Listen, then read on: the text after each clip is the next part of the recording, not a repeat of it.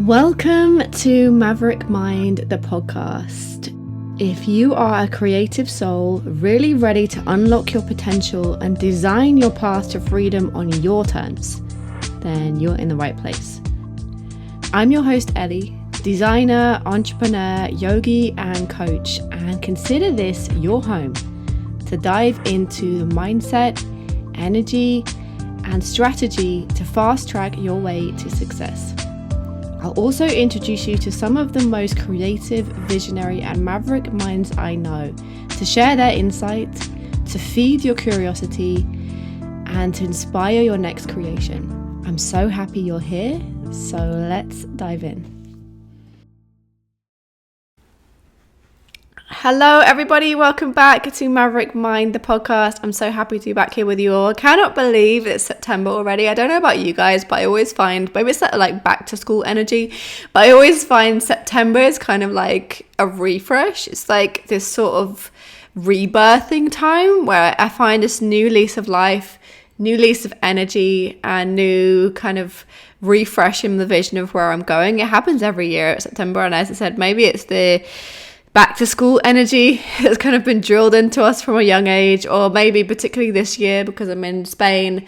The summer's been so hot in Barcelona, so maybe it's like slowly getting tiny bit cooler by the day, so maybe I'm starting to come out of that just sweaty hot mess of a time and finding my energy again. I'm not sure what it is, but I'm sure a lot of you guys will resonate. This week on the podcast, I have a very special episode. I say that every week, but this one is something that I think complements the way that I coach, the way that I teach so well. And today I am joined by Leilah Simone. Leilah is a master somatic coach and a former professional dancer. So she kind of brings her work as a dancer into the work with the body and the somatic body to really guide people through their own blockages. It's a really potent and really powerful transformational method that she has. And her story is so interesting, and I think one that I think will resonate with. She danced since the age of 2. She trained as a professional dancer, but then kind of got to a point where she unlearned a lot of her training and then found dance in a new way. And the unlearning was something that we touched on in last week's episode with Shai Dreyer, that sometimes we have to learn the rules and then break them to find what really works for us. And I think that Leilah's approach is a real testament to that story too. It's finding the methods of dance in such a new way. So we touch on experiencing somatic healing and what that really is. It's something I use in my own coaching too. We touch on her journey through dance, how she came to dance, and her kind of life as a dancer and beyond that. We also talk about masculine and feminine energies in life and business. This is again something that I'm so passionate about and something that's really transformed my life. It's actually a technique and a school of thought that is rooted in traditional tantra. No, not the tantra you're thinking of, but traditional tantra.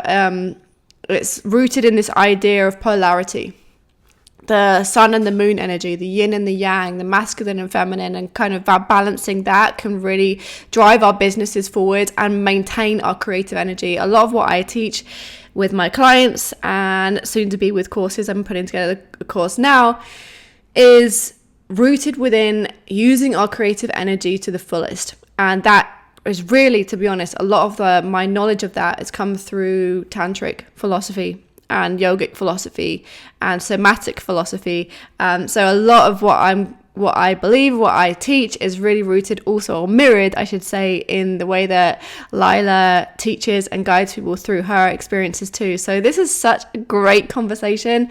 It was again so soulful, so honest, so raw, so real, and I really think that you'll enjoy it a lot. So as always, if you love it, do share it wherever you want to share it. Share it to your friends, share it on social media. If you share it on social media, do tag me and do tag Leilah. You can find our handles in the show notes so you'll know where to find us. Otherwise, I really hope you enjoy this. Let's dive in. This is Leilah Simone.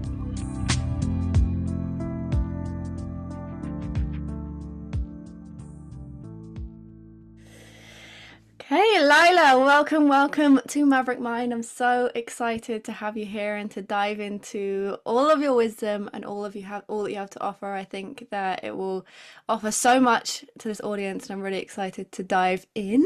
The first thing I would really love to kind of unpack is your journey through dance. I guess you started when you were 2. How did you get Yeah. into it, and kind of how did that passion for dance start right away, or was it like a gradual build through as you got older?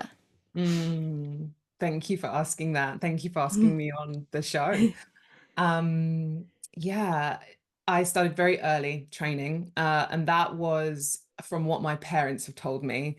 Um, Started because I was at a family and friends New Year's party, and I was in my pajamas, and this song with this heavy bass line and lyrics and things kind of went going, and I apparently just erupted into this like free expressive dancing and just tearing up the floor.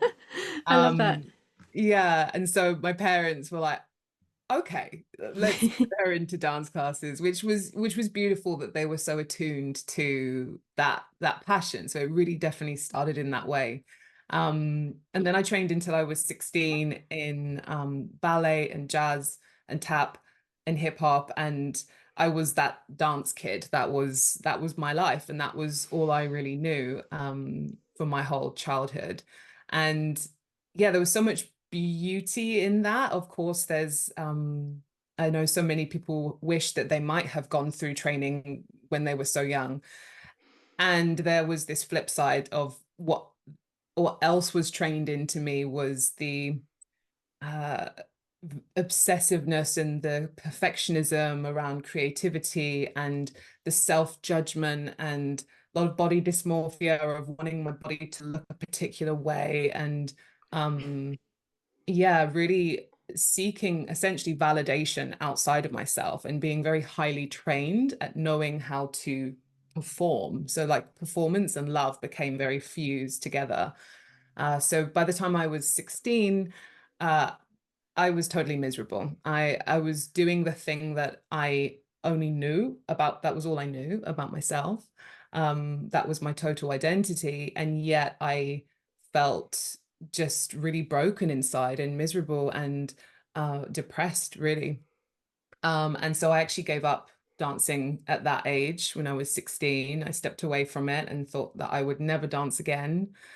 And it wasn't until I was 22 that actually I came back to dance, or rather, it actually came back to me, and that was through nightclubs and where essentially I couldn't be seen, and that was a huge piece of it. It was the the eyes on me shifted the way that I was being and the way that I was showing up in such a way that I didn't know myself, and so being in the dark in nightclubs meant that I could just reclaim this joyful, like free expression again.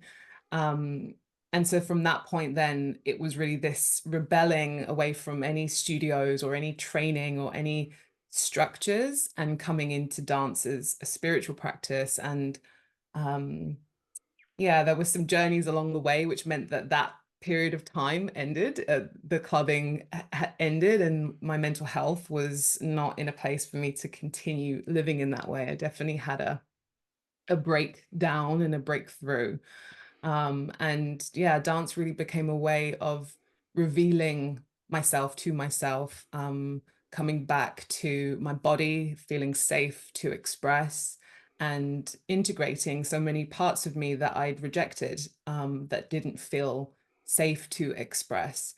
Um, and so, yeah, it's now been such a fundamental part of how I keep myself regulated and how I keep myself in authenticity as well, and step back into remembering who I am. Like when I'm in that flow and freedom of movement, especially if I'm in the middle of doing something very serious in my business and I've kind of gotten all tight and like my shoulders are over and I'm hunched over it, being super serious, being able to step back into this remembrance of actually what my energy is and actually this joyful exuberance, um has been such a huge piece in meaning that I can show up and do the things that I'm doing and serve the way that I am. So yeah, that's I my love that story. It yeah. starts with that like massive, I guess, as a baby, a really intuitive like eruption of feeling the music, and then kind of going full circle into now kind of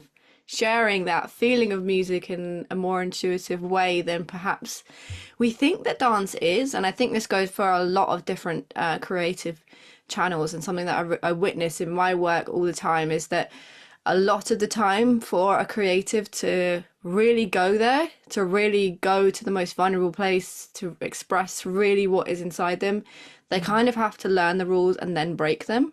mm, It's like mm, learn this sort of like structured way that we're supposed to do stuff and then find their own way. And I think there's benefit to both. Sometimes I think you have to kind of learn some of the technique maybe in dance, or learn some mind body awareness of some kind to mm, then get into that intuitive space, or maybe trust that intuitive space. I don't know, but mm, that's so interesting. So, that 2-year-old you, I mean, did you come from a family where music was really mm. surrounded everything, or was it just this one event that kind of really sparked that? Oh wow, what is this happening that's going around? Yeah, I love that. I love that intuitive connection to music because they Mm, are so uh, there's not really a preference. They're both as special to me, and I often actually consider myself and I relate actually most naturally with musicians. And I actually mm, feel like my body is my instrument. It's the way that I experience music. And yeah, music was so huge in my family, on particularly on my mum's side, but also yeah, on my dad's side, the roots of like Jamaican lineage and movement and being in the body and expressiveness and that there's the social component of dance as well. Um, yeah, has been such a bedrock there. Um, and also like what you mentioned there around um, moving through the training and then breaking the rules and just what came up, and maybe it's relevant for some people in the audience, is how there's so many of us that give up on the thing that we love and then we never truly come back to it, and there's such a beautiful reclamation process in that, if that is anyone, because I gave up dance in a way that I really never thought that I would ever come back to it, do anything with it, until the pain of not having that expression in my life became too much in order for me to ignore it. Um, so I just, yeah, it came up. I would love to just speak to it, and maybe there's someone that resonates with, but that it's a path to liberation and to freedom to pick up whatever that medium is. I do believe that our artistic expressions and our creative expressions are just extensions of us. And if there's something that comes naturally to someone, then that's something that it's calling to be expressed through you. So I just felt like I wanted to put that in yeah, I mean, yeah. I fully agree with that, because it's definitely been something that's happened on my path personally, like coming from a fashion design space. I broke up with fashion design when I was like 22 and trained to be a yoga teacher, and kind of thought I'd never go back to it, and then launched a yoga clothing line, came back to fashion again, closed that, and then kind of left it again. And then one day, a few years ago, I was walking around Paris and kind of felt like I've really left this part of me behind.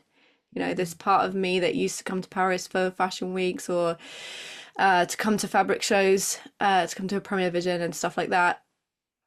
I really left that person behind, and then I didn't realize that there was a part of me that was missing, and I needed to find a new iteration of what that part of me was. I didn't think it was fashion necessarily anymore, but creativity in some way. And then I kind of created this space after that, so it kind of birthed again into something else. And I think a lot of creatives, we do kind of, when we break up or when we find that we've lost love for maybe the channel we're going through, as you say, we do put it aside. And I think that then often there is something missing and can come up with a lot of frustration or anxiety, or even depression. Sometimes you don't really know how to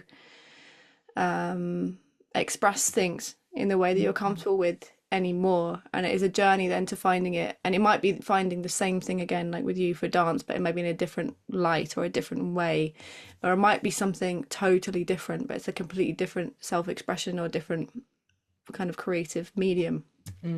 But I Definitely. think when you have that in you, you can't let it go. Mm, Because yeah, you get so used to expression, and I guess now working with dance as more of a spiritual or somatic practice, mm, is that less in in my head it seems like a much less structured experience than like going to a dance class. So mm, what would that look like more for you now? yeah. Yeah, it definitely is less structured. Um, and the somatic piece, so for anyone who doesn't know what somatic means, soma is the body. So somatic work is body that's work that is oriented around the body, and particularly the felt sense of being in your body. So if you were to close your eyes and touch your nose, it's that feeling like you're not spatially seeing that, you're feeling your body in space. And so somatic work and somatic dance particularly is kind of diving you deeper into that experience. um, and so the guidance is around trusting your intuition, trusting your body's urges, and following what's there. And the body and the mind and our emotions are just so deeply connected with one another. So when you access one, you access all of them. And the body is just such a beautiful way of um, yeah, it's a window into where we're holding tension. And that tension, it might be in our shoulder, but then there's also an emotional story of maybe anger attached to that.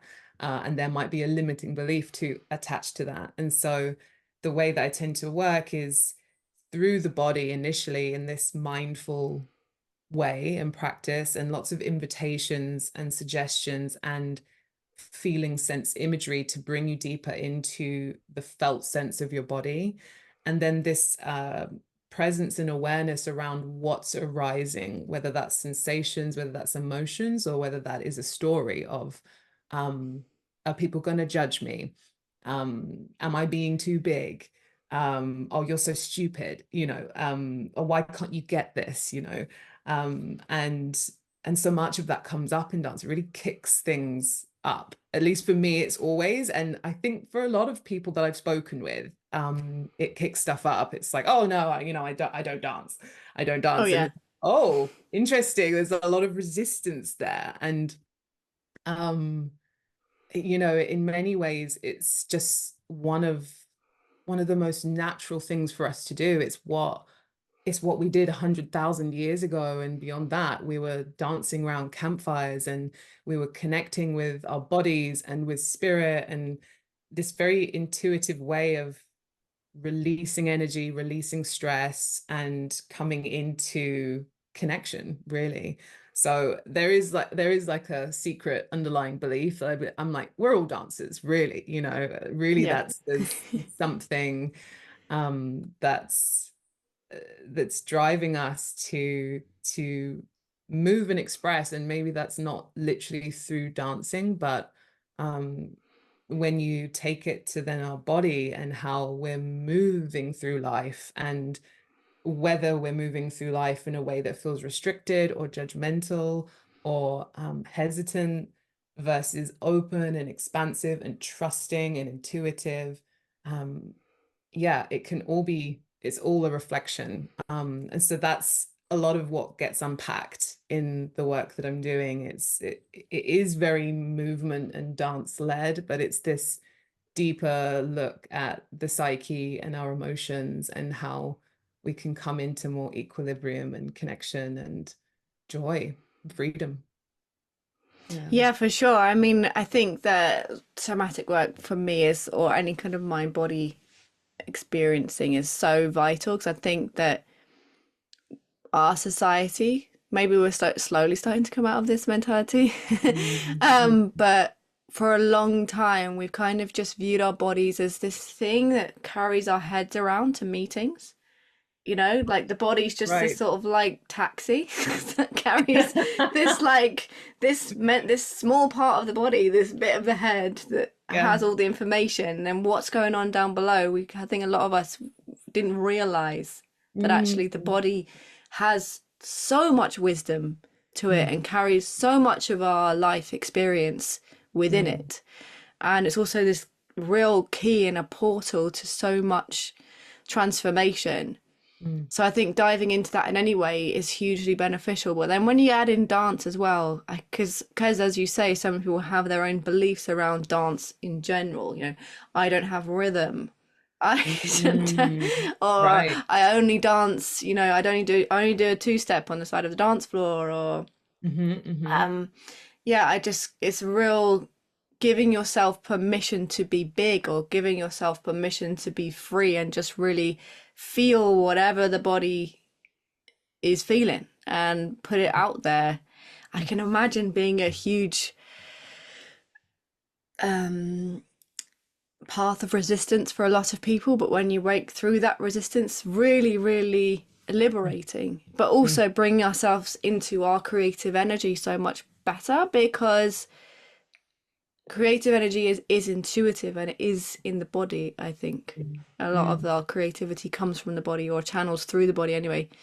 So then to mm, really come into this intuitive space where you're expressing as it is, even if mm, your creative channel is not dance specifically, I think it gives you more of a mindful, present, and intuitive way of expressing your creativity in whatever medium you do. As in, mm. if you're a painter or a sculptor or anything else, to really channel that more vulnerably, I suppose, feel safer more vulnerably. I mean, is that experience you have with working with creative people, or even for yourself? Yeah, thank you for sharing that. So much wisdom there, and like intuitive wisdom there that you're like putting out. Um, yeah, it,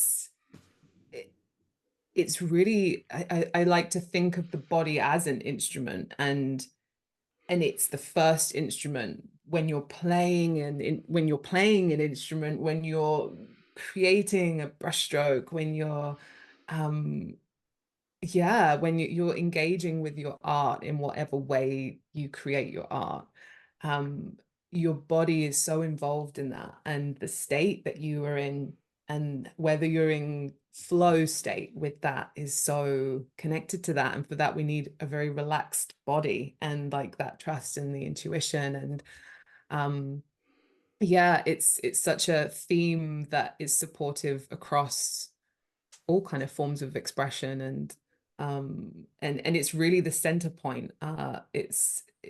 There's that outside in living where we try to change everything outside of ourselves and control things in order to make our internal world feel good, or we shift the internal world in order to create and to shift the world around us. And as artists, there's and I do believe that everyone has this creative capacity, whether it's creating a mathematical formula or a new system, or if it's actually, more art in the more traditional sense of art. But artists very intuitively have that deep connection to creative energy, and that, like you said, it's so rooted in the body, and giving space for that in the body is hugely beneficial to any practice, really. um yeah. Yeah, for sure. There's definitely art to, I think, everything. As you say, like there's art to a mathematical equation, there's art within science. Mm, It kind of comes back to, I suppose, that idea of masculine and feminine energies. For anyone that doesn't know what I'm talking about there, it's sort of masculine and feminine energies are something that we all have, whether, no matter, regardless of your gender. You can maybe see it if it's easier to compute as yin and yang energies, or like the energy of the moon, the energy of the sun. Within each of us, we have this sort of intuitive, creative, and receptive side to us, but then we also have a structured, maybe, yeah, I guess more structured, more kind of fierce side to us as well, which I guess would be aligned with the masculine. And it's kind of finding a little bit of both. So there's art within science and science within art. Art would be seen as a feminine thing, science would be seen as a masculine thing, but we kind of need both.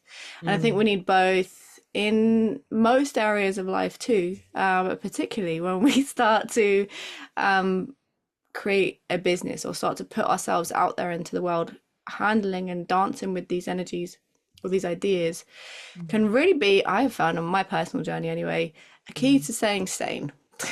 When we're doing this, because too much feminine or too much yin energy can kind of create a bit of chaos, a lot of anxiety and a lot of disorganization, when too much of the masculine side can create a bit of rigidity and not such a creative visionary output to whatever you're doing. So I'd love to know now, kind of like going into maybe the more business side of what you do, your experience of dancing with these two sides, these energies, masculine, feminine, yin and yang, whatever you want to call them. Yeah, yeah, I love that question. Yeah, I've found that in creating a business, because it is really, we are creating that. And the more I've tried to shift my mindset and the way that I relate to my business as a creation, the more joy I experience. And I also see how it's a very similar process to one that I've gone through with dance, in that the similar stories come up and the similar resistances to structure and confinement, as my like more wounded side might see it as. And also this other part of me that maybe distrusts the intuitive and flowing part of me, and so yeah, this process is of healing and of self-development is so possible through creating a business, because it really requires us to anchor into a healthy expression of both, where they're not where one isn't running the show too much. And I've had my experiences of going really extreme, uh, in particularly my experience with business have gone so extreme with the very feminine expression, and I think that was because during my dance journey it was so extreme with a more masculine way of approaching dance. It was the structure and the steps and the choreography and making sure that everything was just right.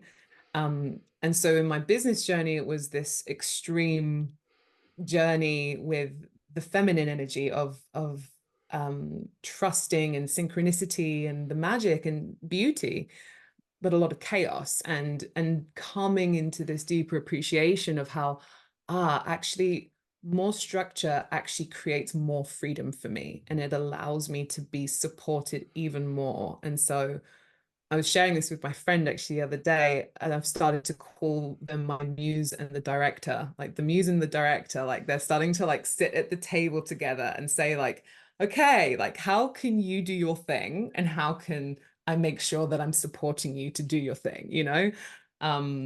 Which would definitely be that more like the doing masculine structure energy would be like, okay, muse, how can I support you to express but keep you like also focused, because that energy can go all over the place and there's like a billion ideas. Being like a creative business person, there's so many ideas, and how do you choose that? And the masculine energy really supports that in like bringing in the focus and the guidance um in a loving way as opposed to in a rigid way. So it's been a huge part of my journey, and that's why for me, it's dance that arises again and again.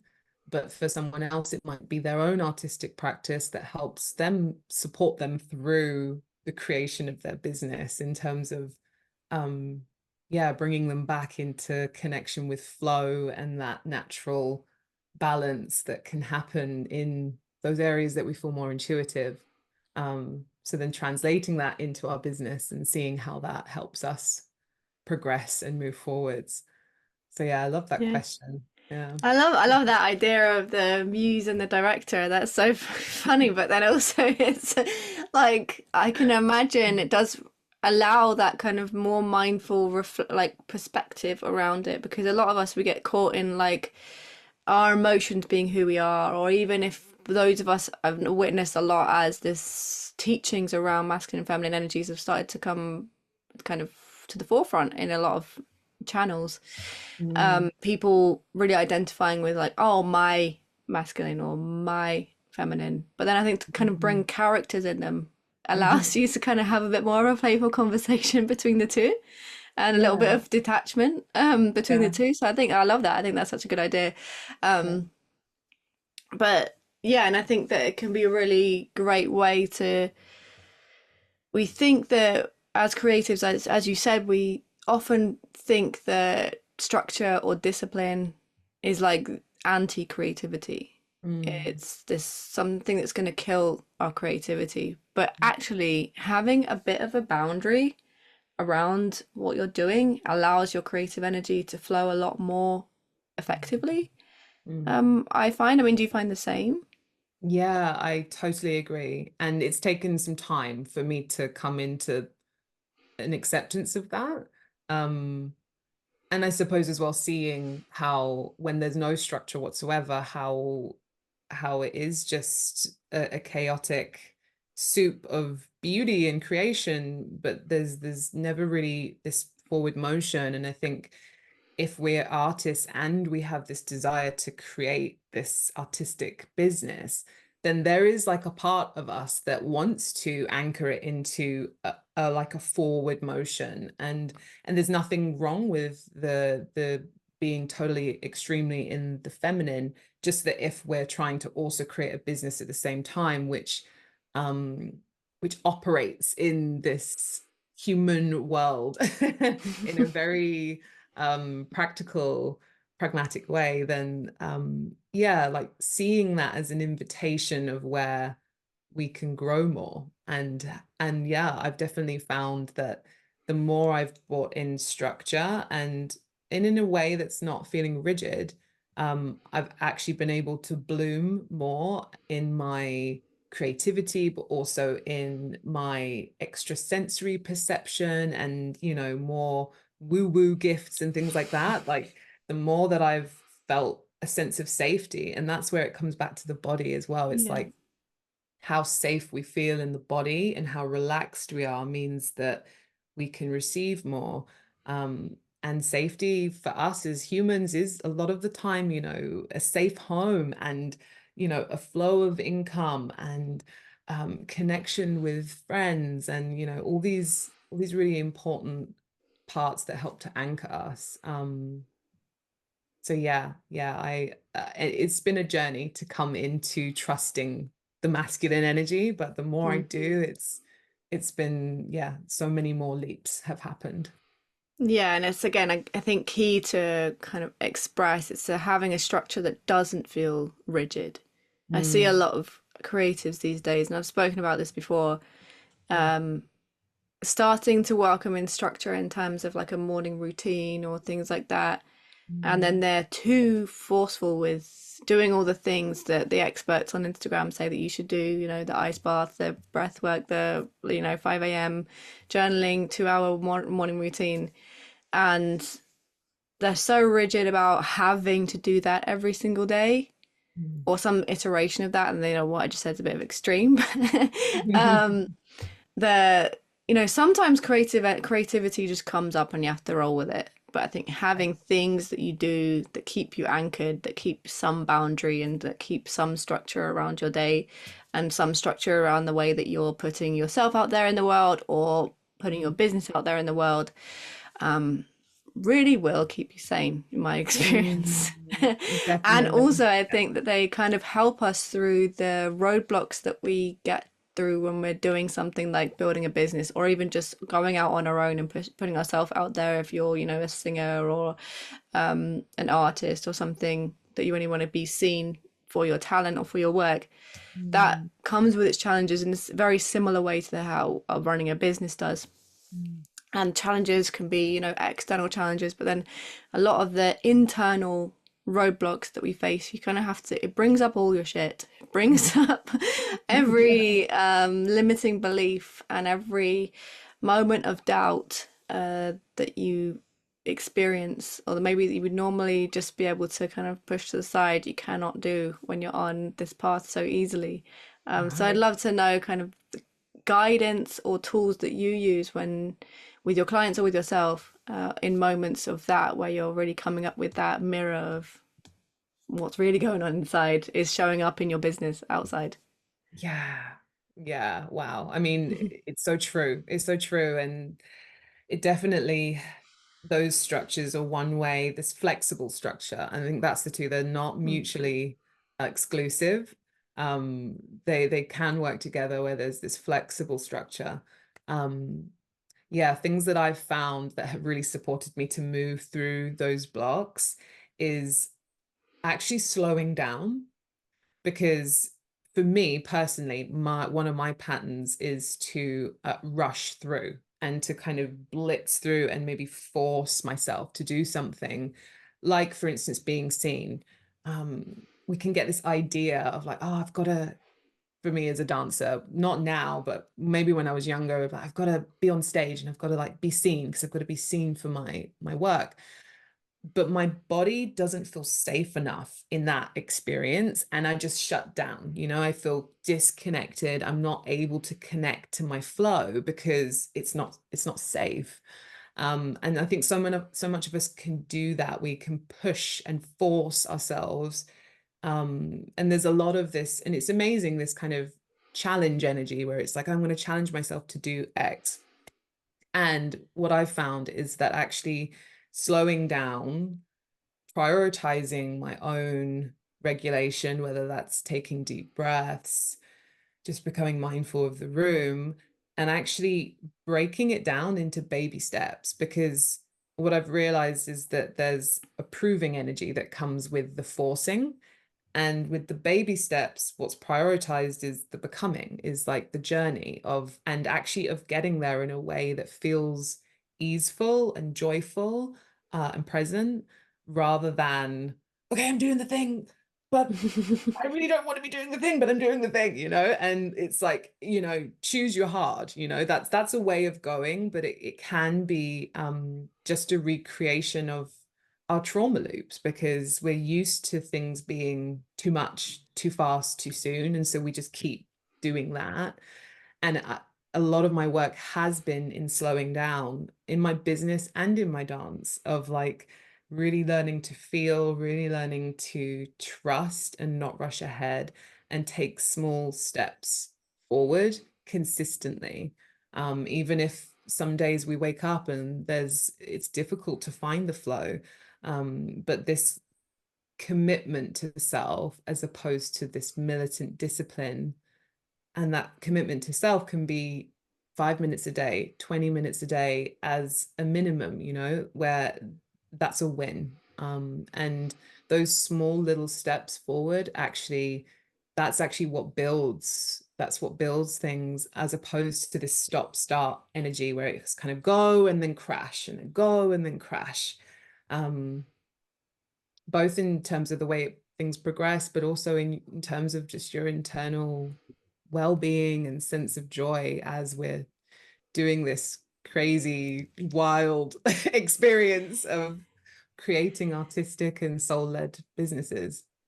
It's Yeah, for sure. I think that yeah, we're kind of told, I mean, there's some truth to this, but told that just leap outside your comfort zone. Just take the Mm, leap and like leave mm, comfort behind. mm, And I think I've definitely witnessed, and it sounds like you have as well, that creates a lot of stop-start energy of like, well, I'm going to take the leap, I'm going to go back into the shell, yeah, and yeah, then it's like I'm going to go, and then I'm going to stop. yeah. Whereas actually coming back to this theme of safety, and Mm, safety does not mean apathy. mm, Safety means how can I take that step forwards and keep going? How can I do it and actually still feel safe in my body? So I'd love to kind of hear from a somatic perspective, but then from maybe also a mindset or an external perspective. For anyone that's maybe not familiar with this whole idea of feeling safe in your body, what does that really mean in real terms? yeah. So the safety in the body, like the context of that, because most people think, well, I'm safe. I'm Yeah. looking around, I'm pretty safe. Um, and what's going on in our body is that we haven't really developed a huge amount biologically for the last 100,000 years. So our bodies are still responding to our environment as if we're in the wild, and at any moment a massive cat could jump out and eat us. And so any trigger or form of stress is setting off our nervous system, and like the reptilian brain, which is really that animal brain, that controls our nervous system. It controls our sense of feeling safe. That's activated so much when someone raises their voice at you, or your partner didn't put the bins away, or like these tiny, tiny moments, which we see as tiny, but actually our system sees that as huge. It's a sense of tightening, of contraction.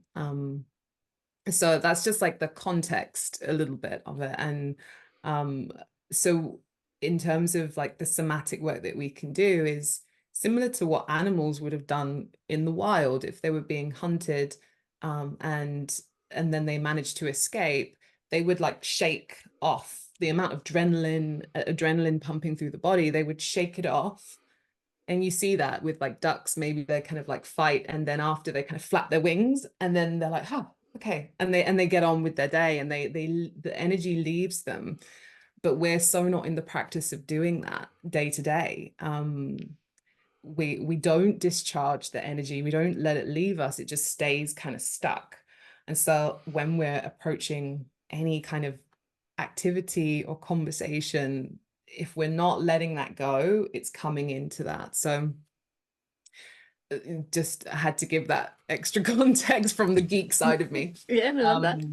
But yeah, so then to the practical ways that you can really address this is deepening your breath. So breathing deeply into your belly, just as you've done then, like deep into the belly. And then releasing and slowly releasing, maybe a sound, and the exhale being longer than the inhale. And that's one of the most basic ways that we can really do that. You can stretch. That's like stretching the fibers of the body. So you're like releasing tension this way.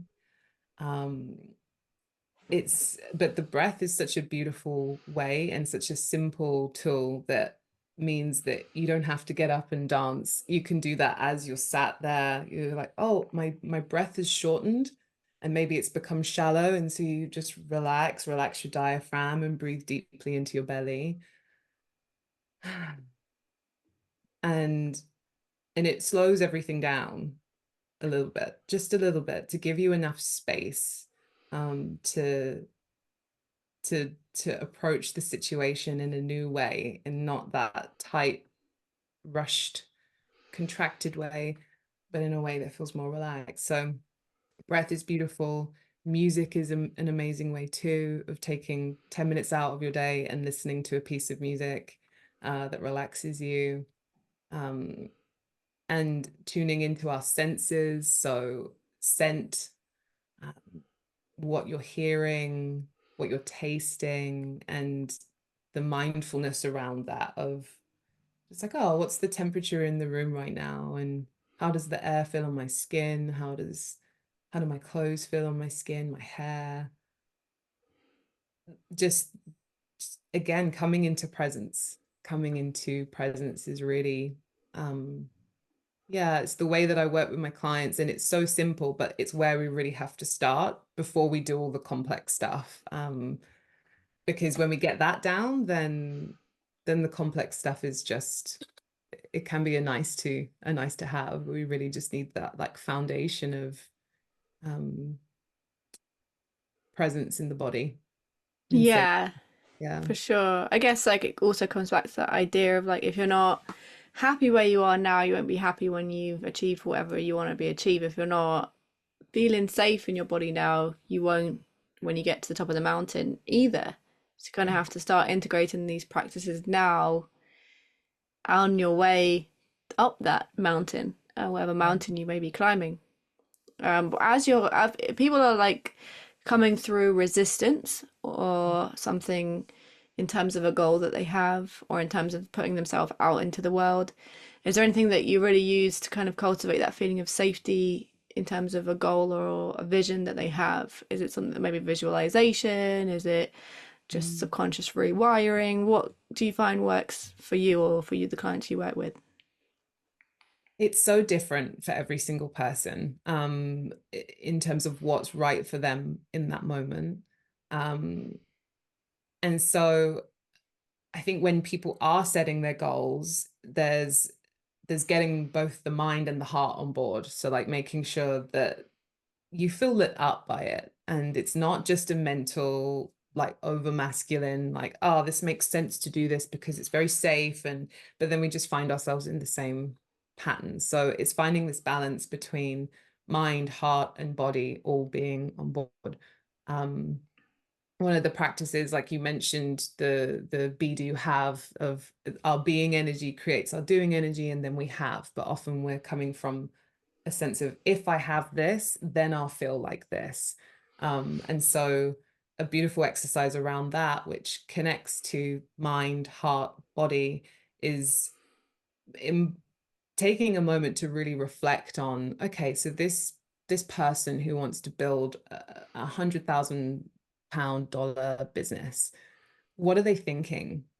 What are they doing? And this is the mental aspect of it, of really starting to just consciously become aware of, what does that person think? What does that person believe about themselves? What do they believe about money, about their gifts, about their work? Um, and tuning into what kind of beliefs need to occur for ourselves, and then we can try them on, and then we can feel them in our body, of like, okay, so this person feels like powerful.